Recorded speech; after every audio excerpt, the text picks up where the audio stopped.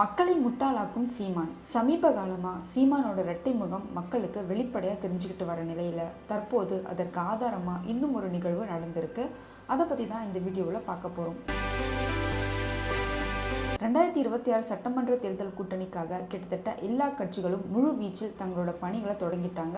அதை மையப்படுத்தி தான் தற்போது தமிழக அரசியல் கட்சிகள் தங்களோட செயல்பாடுகளை நகர்த்திக்கிட்டு வராங்க. பொது வெளியில நடக்கிற ஒரு சில நிகழ்வுகள் இவங்க நிச்சயமா இவங்க கூட தான் கூட்டணி வச்சுக்க போறாங்கன்னு உறுதிப்பட சொல்ற மாதிரி இருக்கும். அந்த வகையில சீமான் ஜெயக்குமார் சந்திப்பு வர சட்டமன்ற தேர்தலில் இவங்க 2 பேரோட கூட்டணியை உறுதிப்படுத்துற மாதிரி தான் இருந்தது. ஆனா சீமானோட திட்டமே வேற. ராமச்சந்திர ஆதித்தனாரின் பிறந்த நாளை முன்னிட்டு அவர் உருவப்படத்துக்கு மாலை அணிவித்து மரியாதை செலுத்தும் நிகழ்வு நடந்தது. இதுல எல்லா கட்சி சார்பாகவும் தலைவர்கள் வந்து கலந்துக்கிட்டாங்க. இந்த நிகழ்ச்சியில கலந்துக்கு வந்த திரு சீமான் அவர்கள் மரியாதை செலுத்த வெளியே காத்துட்டு இருந்தாரு. அப்போ ஏற்கனவே மரியாதை செலுத்தி முடிச்சுட்டு வெளியே வந்த ஜெயக்குமார் அங்கிருந்த சீமானை பார்த்து உள்ள வர வேண்டியது தானே, ஏன் இங்கே நின்று இருக்கீங்கன்னு சீமானை வந்து ஆற தழுவிக்கிட்டாரு.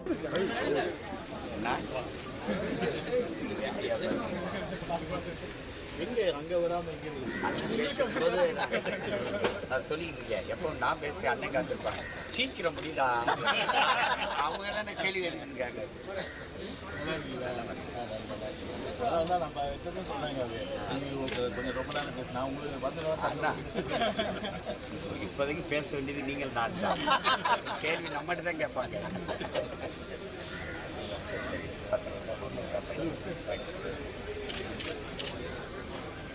சீமானும் அவர் கையை பிடிச்சிட்டு அண்ணன்னு ரொம்ப உருக்கமாக பேசினார். இதுக்கு முன்னாடி சீமானும் ஜெயக்குமாரும் எவ்வளவோ வார்த்தை முதல்கள் செய்து கொண்டாலும் அதெல்லாம் மறந்து நேற்று 2 பேரும் கட்டி பிடிச்சி ரொம்ப பரஸ்பரமாக பேசிக்கிட்ட அந்த காட்சி கொஞ்சம் ஆச்சரியத்தை கொடுத்தது என்னவோ உண்மைதான். அதில் இவங்க பேசிக்கிட்ட விஷயம்தான் இன்னும் கவனிக்கப்பட வேண்டிய ஒன்றா இருக்குது. இப்போ இருக்க நிலைமைக்கு நாம் 2 பேரும் தான் முதல்ல உட்காந்து பேசணும்னு சீமான் அவர்கள் ஜெயக்குமாரின் கையை பிடிச்சிட்டு சொன்ன அந்த வார்த்தை தான் ஒருவேளை நாம் தமிழர் கட்சியும் அனைத்து இந்திய அண்ணா திராவிட முன்னேற்ற கட்சியும் இந்த சட்டமன்ற தேர்தலில் கூட்டணி போட்டுருமோன்னு யோசிக்கிற அளவுக்கு இருக்குது. ஆனால் அதிமுக என்டிகே கூட்டணி ஒரு நாளும் சாத்தியமே கிடையாது. அப்படின்னா ஏன் சீமான் ஜெயக்குமார் கிட்ட அப்படி பேசணும்னு நீங்கள் கேட்கலாம். அதுக்கு பின்னாடி ஒரு பலமான காரணம் இருக்குது. அது என்னன்னா, சமீபத்தில் ஜெம் மருத்துவமனை தலைவர் டாக்டர் பழனிவேல் எழுதிய புத்தக வெளியீட்டு விழாவுக்கு சீமானும் அண்ணாமலையும் வந்திருந்தாங்க தானே. அப்போ அவங்க 2 பேரும் ஒருத்தர் ஆற தழுவி நலம் விசாரிச்சுக்கிட்ட காட்சிகள் எல்லாம் மீடியாவில் வைரலாக பரவுச்சு. அதை பார்த்ததும் சீமான் பிஜேபியோட பி டீம் தானே எல்லாரும் வெளிப்படையாக பேச ஆரம்பிச்சாங்க. இதுக்கு முன்னாடி பாஜக செயல்படுத்திட்டு வந்த எல்லா திட்டத்துக்கும் ஆதரவாக தான் பேசிட்டு இருப்பாரு. பொது மேடைகளில் மற்ற கட்சிகளை அவதூறா ஆபாசமா பேசுற மாதிரி பாஜகவை அந்த அளவுக்கு அசிங்கப்படுத்துறதும் அவமானப்படுத்துறதும் கிடையாது. இதுல இருந்து சீமான் பிஜேபி ஆதரிக்கிறார் அப்படிங்கிறது தெளிவா தெரியுது. ஆனா அது அவர் வெளிப்படையா ஒத்துக்கல. தமிழ்நாட்டு மக்களுக்கு பாஜக அரசு மேல அந்த அளவுக்கு நல்ல அபிப்பிராயமும் ஆதரவும் இல்லை. அதனால பாஜகவை மேலோட்டமா எதிர்க்கிற மாதிரி கண் துடைப்புக்கு ஒரு டிராமா பண்ணிட்டு உண்மையிலேயே அந்த கட்சிக்கு ஆதரவாக தான் சீமான் நடந்துகிட்டு வராரு. அதுக்கு அத்தாட்சியா அந்த புத்தக வெளியீட்டு விழாவில் நடந்த சம்பவத்தை எடுத்து சொல்லலாம். அந்த சம்பவத்துக்கு பின்னர் எல்லோரும் சீமான பிஜேபி ஆதரவாளர் அப்படிங்கிறத உறுதியே பண்ணிட்டாங்க.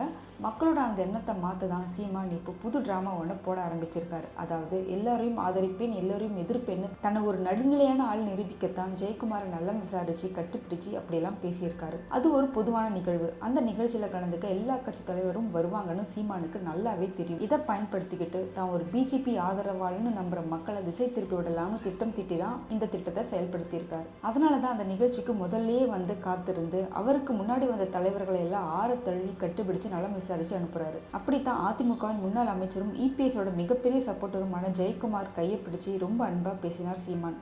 அவர் மட்டுமல்ல, அந்த நிகழ்ச்சிக்கு வந்திருந்த தமிழ்நாடு காங்கிரஸ் தலைவர் செல்வ பெருந்தகைக்கிட்டையும் இப்படிதான் கட்டி பிடிச்சு அன்பை பரிமாறி நெருங்கின நண்பன் மாதிரி பேசினார் சீமான். இப்படி எல்லார்கிட்டையும் இணக்கமான ஆளா காட்டிக்கிட்டா தன்னை நடுநிலையான அரசியல்வாதின்னு மக்கள் நம்பிடுவாங்கன்னு நினைச்சிட்டு இருக்காரு சீமான். ஆனால் சீமானோட குலநரித்தனத்தை நல்லா தெரிஞ்சுக்கிட்டவங்க இவரை நம்ப மாட்டாங்க. சீமான் இன்னும் பாஜகவோட பி டீம் தான். ஆனா அதை யாரும் கண்டுபிடிச்சிடக்கூடாதுன்னு தான் பொது வெளியில இப்படி எல்லா கட்சி தலைவர்கள்கிட்டையும் ரொம்ப நல்ல விதமா பாசமா பேசி பழகுறாரு. உண்மையிலேயே சீமான் தன்னை ரொம்ப ஸ்மார்ட்னு நினைச்சு இப்படி எல்லாம் பண்ணிட்டு இருக்காரு. ஆனா சீமானோட இரட்டை முகம் தமிழ்நாட்டு மக்களுக்கு நல்லாவே தெரியும்னு அவருக்கு புரியல பாவம்.